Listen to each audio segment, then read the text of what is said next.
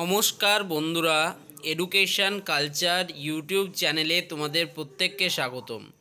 তোমরা জানো আমি এই চ্যানেলে এখন 2024 সালে building electrification ডিপ্লোমার third year 5th সেমিস্টারের মোস্ট ইম্পর্ট্যান্ট একটা সাবজেক্ট ইলেকট্রিক্যাল ইঞ্জিনিয়ারিং স্টুডেন্টদের জন্য।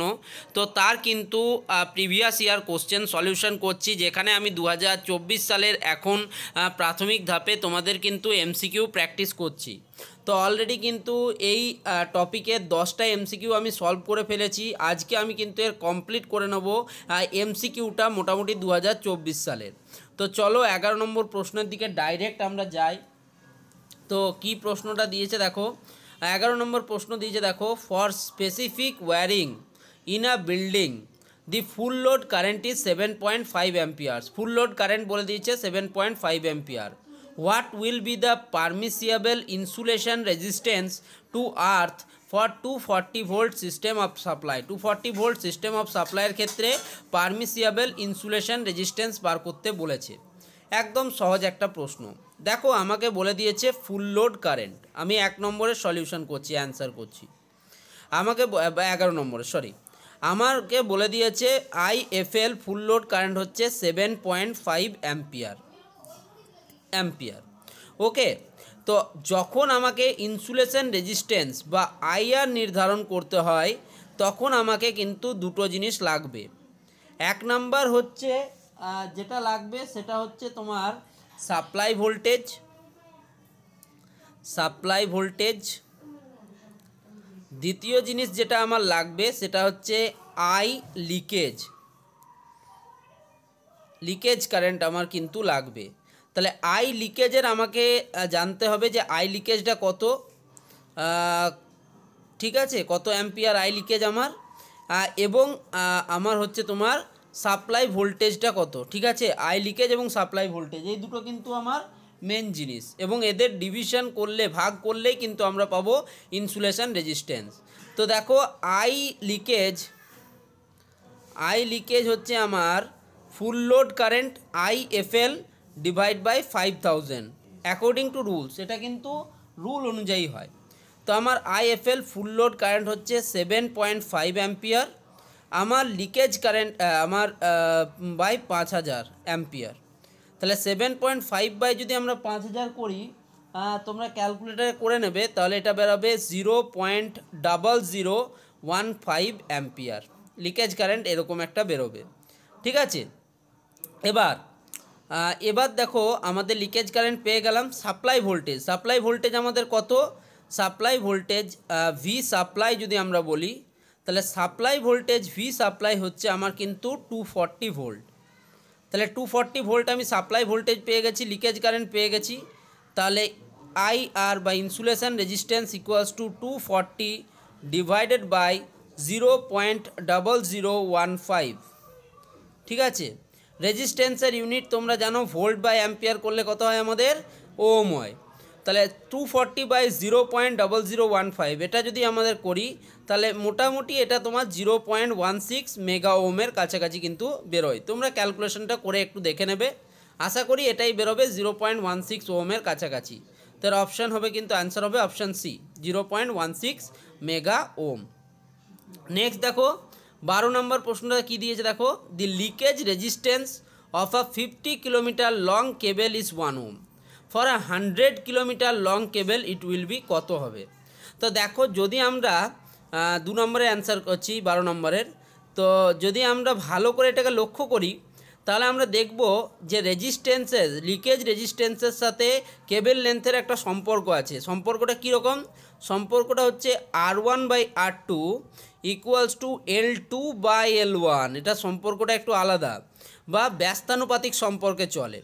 তো R1 আমার কত দেওয়া আছে, R1 আমার দেওয়া আছে 1 মেগা ওম, আমার L1 কত দেওয়া আছে 50 কিলোমিটার, আমার L2 কত দেওয়া আছে, আমার দেওয়া আছে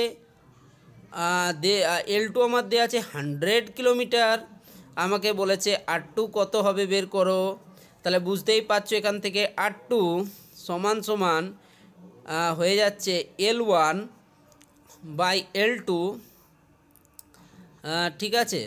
তাহলে R2 বাই R1 যদি করি তাহলে L1 by L2 into 1 by R1, এটাই হবে তো। তাহলে L1 আমার কত, L1 হচ্ছে আমার 50 ডিভাইডেড বাই আমার কত হচ্ছে 100 L2 ইন্টু আমার রেজিস্ট্যান্স কত R1 কত আমার 1 মেগা ওম। তাহলে 50/100 করলে কত হয়, হাফ হয়। তাহলে এটাকে বলতে পারি 0.5 মেগা ওম কিন্তু অর্ধেক হয়ে যাবে।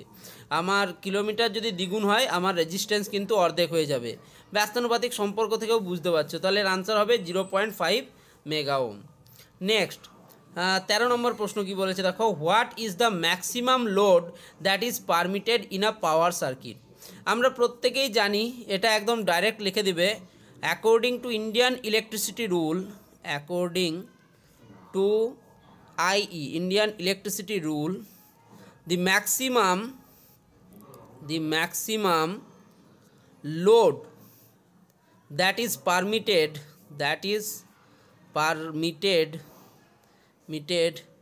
in a power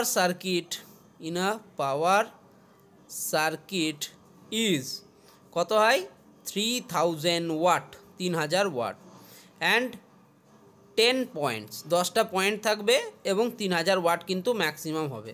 তাহলে এখানে আমার 3000 ওয়াট হবে এর আনসার। ঠিক আছে, 14 নম্বর প্রশ্নটা আমরা একটু দেখে নিই কী প্রশ্ন দিয়েছে আমাদের। দেখব ICDP switch mainly connected. ICDP জিনিসটা কি? ICDP হচ্ছে iron clad double pole switch. আমাদের বাড়িতে যে ডোমেস্টিক সিঙ্গেল ফেজ ইনস্টলেশন যে হয়, আমাদের ইনস্টলেশনস যে হয়, সেখানে আমরা কিন্তু এই ICDP সুইচ ইউজ করি। ICDP সুইচ মূলত ফেজ অ্যান্ড নিউট্রালে কিন্তু কানেক্টেড থাকে। কোশ্চেনে কী কী দিয়েছে, ফেজ অ্যান্ড নিউট্রাল ফার্স্টেই দিয়ে দিয়েছে, অপশান এ। নেক্সট দেখো আমরা 15 নম্বর এবং MCQ, তোমাদের লাস্ট MCQ করছি 2024 সালের। Lumens radiated by a point source of light of 120 candela is approximately.